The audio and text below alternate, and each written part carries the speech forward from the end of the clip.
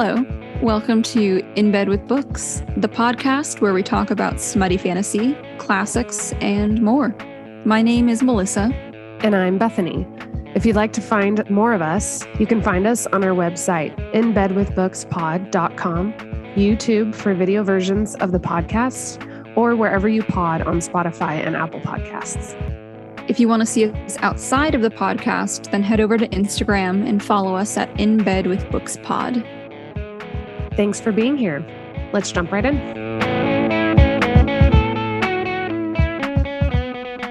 We are talking about Stranger Things today because we have a problem. I can't express how much the finale crushed me. Yeah. I say with a smile. Because I believe my exact words leading up to that day were, if Eddie Munson dies, I'll kill myself. So right. I'm clearly in a great place. But we all know that it's better to have loved than never lost. than never to have loved at all. So yes. And I mean, truly what he gave me was priceless. Yeah. Which is like hand porn for days. But also you love him more because of his sacrifice. I know it sucks. It really sucks. I admit that I have a problem, and I'm working to fix it. I'm not working very hard, I should add, as a little qualifier there. Because okay, why? but I could talk about Eddie Munson for too long. The class issues involved, the satanic panic that he represented, him as like this parallel to Jason the jock, like I could go on, but that is not all we're here to talk about. We're here to talk about the whole season, I guess the whole show, the whole season. So it was exciting. I remember you sent me the trailer and it just was an amazing trailer. And I was like, oh God, I hope they use that song. And then they did. And it was so good. I will admit the first couple episodes were like, I was, part of it is that it's such a big show. And I feel like there's like better seasons than others. And so, when you go into it, you're just kind of like really hoping that it's going to be a good one. And it was, to say the least. It was probably one of the best. And so like the first couple episodes, I was like, oh God, is she going to have another like makeover, or are we going to like do something, They didn't really acknowledge. I think that was just like, she just looks like that now. Yeah. So, more or less. She goes back and forth all the time. Yeah. But I did kind of on that note also, I love that they're making her look like she wants to look like Joyce. Like she looks like Hopper's daughter. Yes. Like she looks she like not just Hopper's daughter, like she looks like Hopper's and Joyce Byers' kid. Yeah. Because we love to talk about like the daddy war that goes on between Hopper and Papa. But the reality is that like she also never had a mom figure. Yeah. And Joyce has become just such a mom.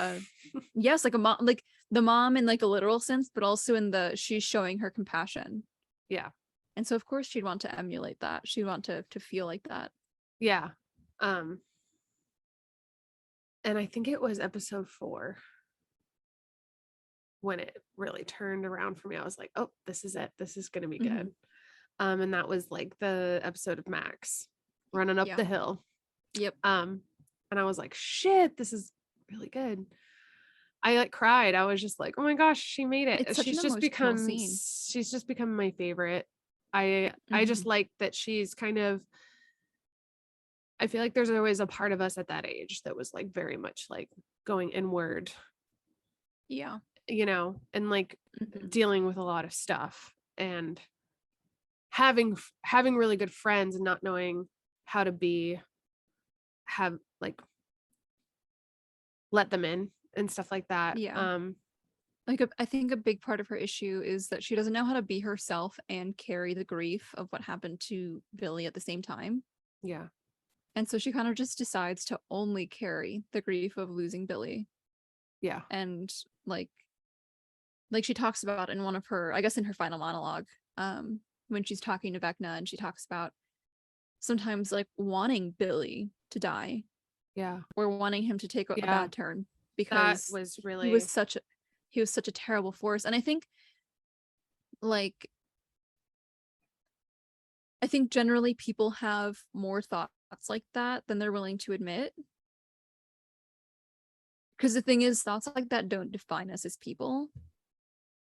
It's when we get like too caught up in those thoughts, like they're invasive thoughts. That's what happens. Mm-hmm. And they are a direct response to like your environment. And so for her to like say that, one, to Vecna, who could use it against her, but also in front of Dustin, was so emotional. Such a great performance. Is it in front of Lucas? Yeah, he was in the room. Yeah. Yeah. Yeah. I really liked her. I really liked her. Yeah, because like she hasn't really, I mean, I think she came in last season, or maybe the season before. I think the season before. And but like smaller part.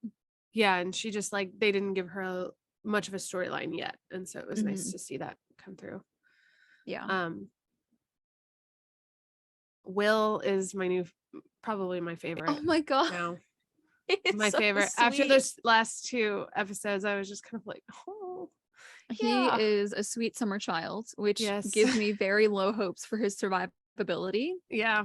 Knowing what we know, but I think generally, and I've kind of mentioned this to you, I think we've talked about this like recently, because we both also recently watched earlier episodes where they're like kids. Mm-hmm. And seeing how small Will was in season 1 was like, it's just a baby, mind-blowing. Yeah, he was a baby. Like his face was just a little circle. Yeah. And now he's got like a jawline. And so I think when he was like younger, it was really easy just to want to wrap him up and to see him as this like scared little kid. You know, you want to put him in a blanket and put him next to the fireplace and give him some hot cocoa. Yeah. And like tell him everything's going to be okay. But then seeing him suddenly be this like young adult dealing with this stuff is much different. Like a very new experience of watching Will Byers. Yeah. Yeah. Also, go ahead. Well, sorry. Like I think it was like it's confirmed too, but Vecna was the one who stole Will. Which means like tiny baby little Will was running from Vecna, not even like a Demogorgon, which is what we always thought, but sentient human like Vecna. Yeah. So like he's Vecna. A brave little kid. We've talked about this, but this was like this felt very sexual. Like the like the villain, like with the hand over, I don't know. Okay, so when I watched the first episode, like the second it aired, 5 minutes after it aired, I was watching it because I was part of the group that tried to do the screener, like live Q&A into watch party situation that didn't happen. And the opening is Vecna kind of playing with Nancy. And I was texting a friend who was watching with me, and I was like, does Vecna want to fuck Nancy? Like, it was so sexual. His presence, and I don't know how much of that is intentional. Yeah. But my friend was like, no.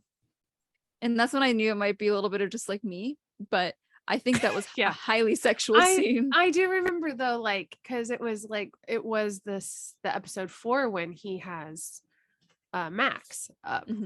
And I just remember I remember also when you first meet Vecna, and he's literally a pile of tentacles. And then he's like, what could be as hot as a pile of that? He's like, like, it's just, okay, buddy, like, Jesus Christ, like, and he's just like very like gloomy and like, you know, I think it's like the confidence with which he walks that. Yes. Yeah.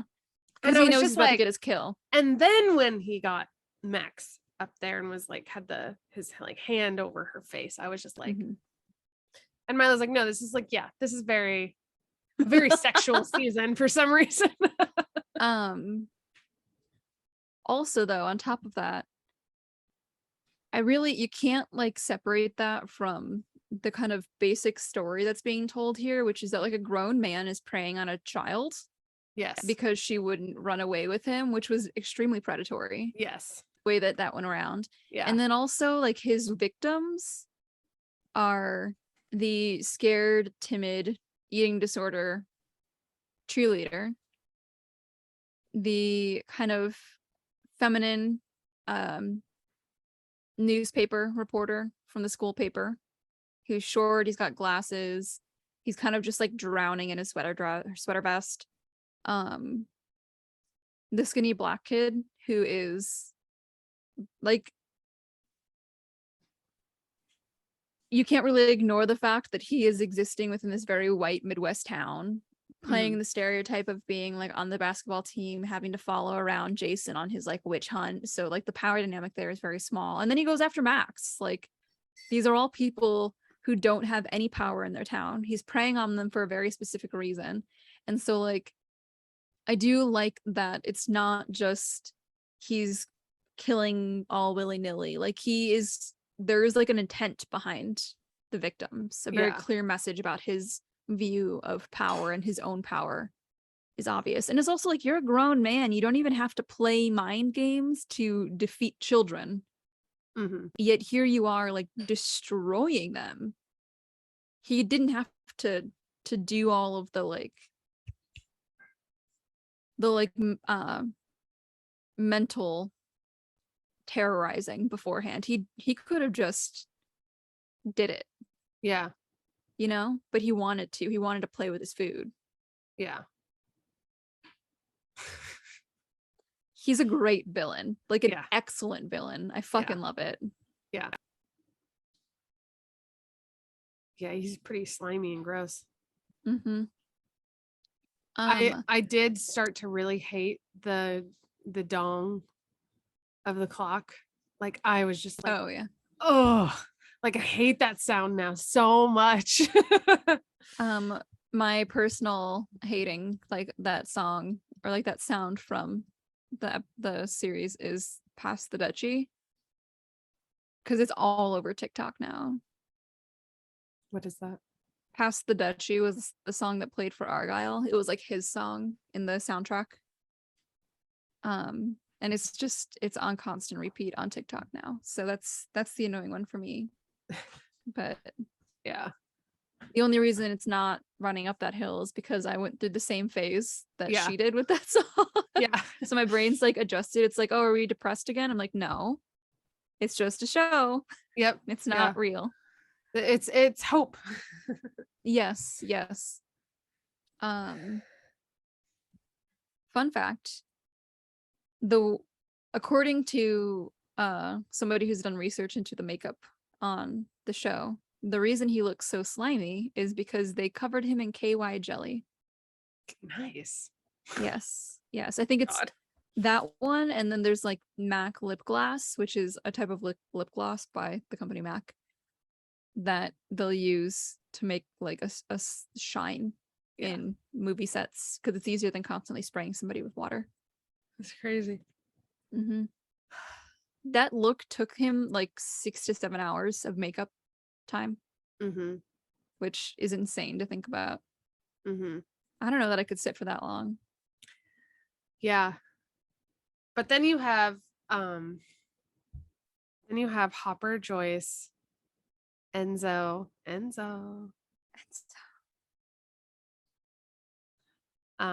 don't know what happened to him yet, or to Marie. Yeah. So that'll be something we have to wait like 2 years to Yeah. 2 years. see again. Yep. We got our Hopper and Joyce makeout scene. Yes. I loved how much they felt like teenagers leading up to that. Yeah. Because they're just like on opposite ends of the room, kind of trying to sneak glances at each other. Yeah. It was so sweet. I know. Well, and we were it's hard because we kind of already talked about this, but we were talking about how like we're waiting for Hopper to gain his weight back. Yeah, I am. I think like that's not to say that like David Harbour doesn't look good. No, yeah. But there's something about like Hopper with The some original meat on his bones. Yeah. Yes. But the scars. I also need like a little bit of the hair back. Yeah. Just a little bit. Because it just feels like a different character right now. Yeah. Well, it'll be interesting how he comes back to Elle. You know, because he's all like protective dad and stuff. Like after like going through all that, like how that will change. Well, and the thing is, I keep forgetting that they really had one of their sweetest moments right before they like separated for good. Because that was the moment when he was like, "You're a fighter, and I'm so proud of you." And I think their relationship is probably going to be a little bit different going forward because of that also being their last conversation. Because it's definitely like it's gonna change the dynamic a bit. Plus, she's more powerful now. So yeah. They better not move away. They better move back. I doubt it. Yeah, they moved away, and look what fucking happened. I know, seriously. Yeah. You need your people. Yes. I also like, okay, so in the very final scene, the California gang finally shows up. And they all just run over there to say hi and everything. And so part of me is like, did they know at all where they were that entire time? Yeah. Like, were they just, how did they I don't know, like it's like 2 days later, like what happened in those 2 days, you know? Yeah, everyone went back to Hawkins.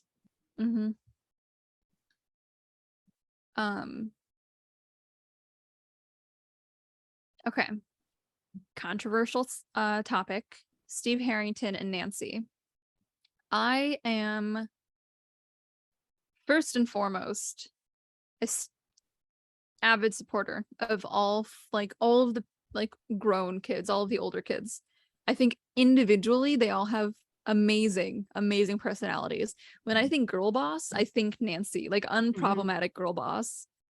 She just fucking brought a shotgun and stepped towards a burning Vecna and just started shooting at him. Yeah, I love that. Yes. And I mean, you know that I love Steve Harrington. Yes. He's the mom. I was a little okay, so I was excited at first when it was like implied that there was maybe something still there. Something, yeah. But then when they were kind of like last night unearthing conversation with each other in the forest on their way to Vecna's house, I was worried that like something was gonna happen because like her and I respect Jonathan's decisions because he had to grow up way too fast. And I feel for him. But I also don't want it to be that it's really toxic between all three of them. You know, I don't know. I'm really hopeful that doesn't become like a massive conflict. Is you can have we're long distance now. Things are kind of hard. Our lives are going in different directions. Kind of conflict. But I don't want that to be also marred by the fact that she is suddenly like straying a little bit. Yeah. So that worried me for a hot second there. Well, you can definitely tell, because there was that conversation, I think, when they were like, were they painting or something? Jonathan and her. And she made a comment, and then he was kind of like about Steve. Mm-hmm. And it wasn't a bad comment, but it was definitely, yeah. I still think like Jonathan could probably see, and we could see that, like, Yeah. She's kind of whatever. So it'll be interesting to see how that goes down. Yeah. Yeah. I don't think it will, unless one of them dies. Then see, that's convenient. Okay. I was fully convinced that one of those three were going to die so that we wouldn't have to deal with the love triangle. And I think I'm still of that mind. Yeah. Because it would be exactly the kind of like misdirect that they would throw at us, get us really invested in what the love triangle is going to do and then just like blow it up by a death. Yeah. Because also all three of them care for each other within this conflict. So like any one of them could die and the other two would just definitely feel immense guilt. Yeah. Yeah. Yay. I also want to talk about the fact that like these kids have been actors. I mean, for a little while, but like when you get child actors, it is kind of hit or miss sometimes if they continue to be good actors. These kids are like, they are improving with age. Yeah. All of their performances were just phenomenal. And I'm talking like the kids, like the younger ones. My favorite moment actually like my favorite, I guess, like line was when Lucas is holding Max and he yells at Erica for help because like he can feel her dying and he knows like the ambulance isn't going to show up. And it turns out that was an improvised line. Right. And like I guess like the intuition as an actor to be able to have that moment. Oh, beautiful, beautiful moment. Yeah. Like these are really fucking professional kids. Yeah. Yeah. I think Max, that actress, is really good. Like I couldn't tell she wasn't Max at any given point. I feel like everyone else kind of has their like moments where you're like, oh yeah, they're just kids, But I felt she just feels like such a grown up to me in that way, like especially this season. I think just most she of them had to have go been through like a lot. She had to like go through like a lot, and there was that scene where she's like crying. I can't remember. I think it was like the is last it when episode she's dying? where she's. No, I think it was like a couple episodes before. It was in the graveyard. I think when she was talking to Billy. Okay. That I was like, oh shit.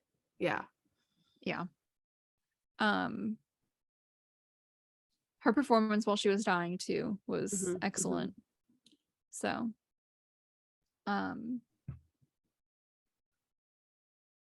do we want to talk about Eddie Munson? Yeah. Tell me. Okay. I was going to ask you what your favorite Eddie Munson moment was. It's when he yells, "This is music." Yeah. Because they're complaining that he only has like metal. Because they're holds all up an Iron rushing. Maiden tape it. Yes. Like, yes. Like the issue that's currently happening, and he makes sure to take the time to educate them a little bit. I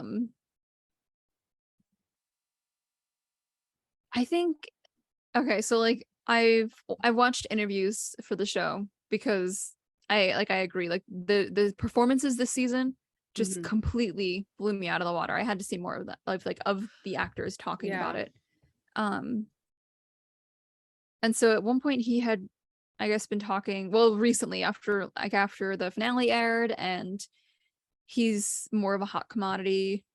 So he was in an interview and he said basically that like he's happy with it because of the arc that he got to play out in the season, which I think makes sense because like obviously I was really sad because like the tragic thing about it is that he died with the town thinking that he was this murderer, especially like not just the town themselves, but like the cops who found her body, or his uncle who found the body. And even though his uncle doesn't believe it, his uncle still has to live with seeing that image too, and knowing that the people who have seen that think that his nephew did that. But getting to see him go from this kind of, because he's got a good heart in the beginning, but I mean, he's a kid in the Midwest. Not much happens out there. Hawkins kind of at this point tends to be an outlier in that sense. But I think it's a lovely journey that we get to go on with his character. It's really sad too. Like, he's this kid who sells drugs and lives in a trailer park with his uncle. So you can kind of fill in the blanks on how all of that happened. And so there is also this sense that what more could he have wanted out of life? You know, like it's really depressing. What would life have offered him? Not that like I think he would have, you know, gone down a really dark path, because like I don't think he's like a good person. That's a kind of constant throughout the whole throughout the whole season. He's an angel to Chrissy in the beginning once he realizes that she's scared for no reason. He doesn't know what she's even scared of. And his instant reaction is just to try to make her feel better. Yeah. And that's the person who died in the end. Yeah. Not the freak. Yeah. Yeah. The freak is almost just like an image, or it's like it's his armor. Yeah. Yeah. Oh, there's that part too when Hopper opens up to Enzo, like in the cell. That was really good too. That monologue. It also filled in a lot of blanks on our end about his guilt. Yeah, definitely. And I just, honestly, it was really nice because most of what we've seen of Hopper has been, he's just angry. He's because of this history, right? This guilt. And then wanting to protect and having like this, he's just like this angry like man. Yeah. But then when he's like in Russia, Soviet Union, and he is like imprisoned, and he's like beaten down, you know, and kind of seeing him stripped is like a different side of him. But I also like how it played out, where him and Enzo just ended up being like these buddies to like get themselves out.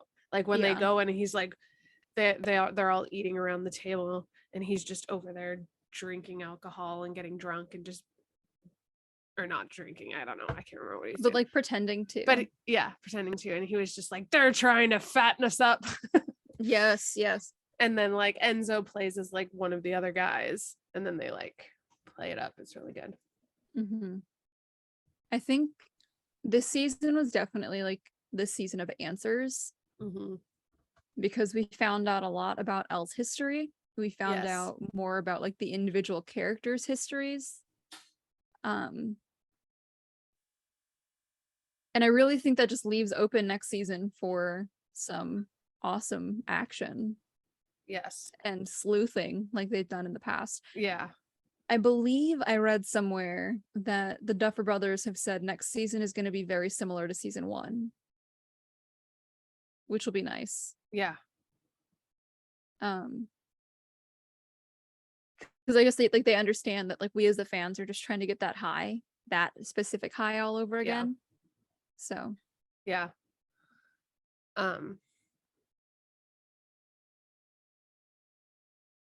Oh yes, I did want to like, I really enjoyed it because I was like, this could almost, they were almost setting it up like it was going to be like the last season, or they were, or they're going to start closing it like this is like the beginning of the end, because they are taking Elle back to like Papa and stuff, and she gets we have to see her kind of face those original demons and find out more answers like about her mom, about one, a lot of, she was able to access memories she doesn't remember due to trauma and stuff, and so it was kind of nice to like go back to that, like that felt like season 1 to me, Yeah. in a lot of ways. And so I kind of liked that because it didn't just go away. Like Papa, Yeah. like we knew was alive and then is just rooting around. But now he's not alive. Because they did a very, very long circular pan out of his dead aerial, body. Yes. looking like Ugh. That was really awkward, I thought. I get why they did it, because I really think the intent was just to be like, he's actually dead this time. Yeah. But I didn't feel any pity for him, so I was like, okay, next scene, thank you. I do like actually that she died, or not she died, that she lost at the end.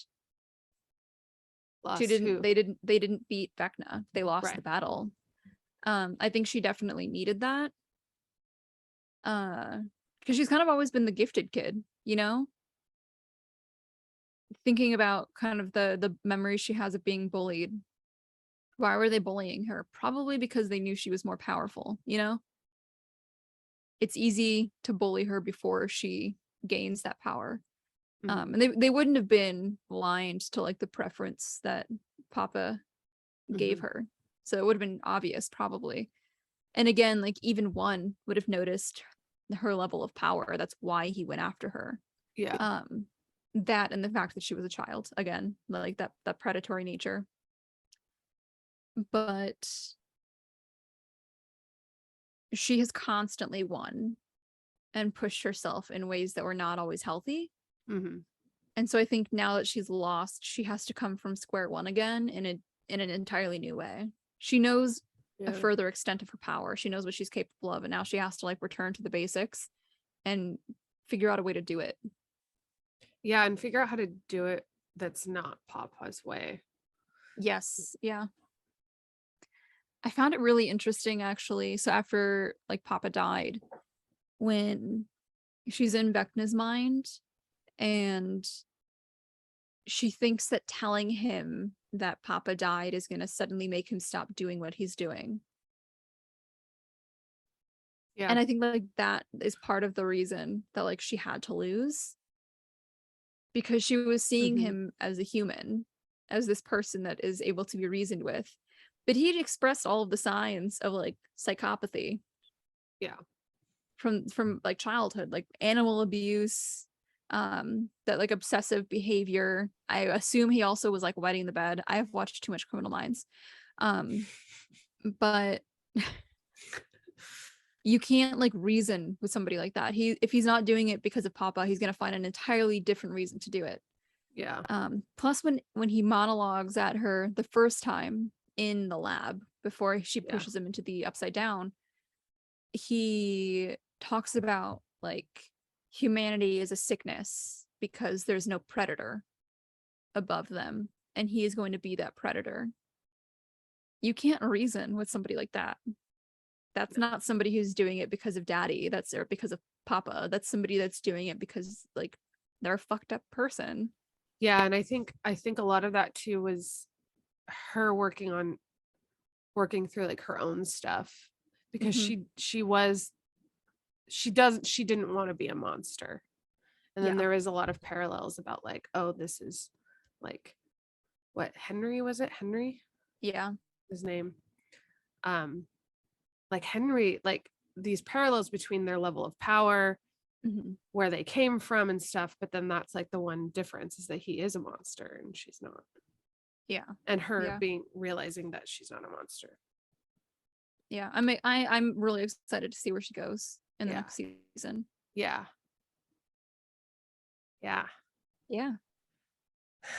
Maybe they'll have an Eddie Munson shrine. Yeah, I hope so. I was just gonna say, last thought is justice for Eddie. Justice for Eddie. Yes.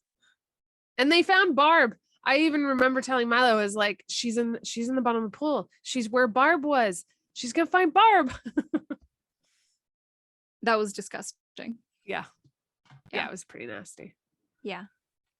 But like in a fun horror show way. Yeah. A fun way. Yeah, like I wouldn't have expected anything less. Yeah. Anything Okay. else? I mean, so many things, I but know. my brain has gone blank. I know. Like we said, I said justice for Eddie, and my brain was like, yeah, that's it. We don't have any more thoughts. Yeah. Now it's time It's to empty. fall asleep forever. Yeah. For the next 2 years until the show's back out. Yeah. Yeah. Yeah. All right. Okay. Until next time, we watch something. Yep.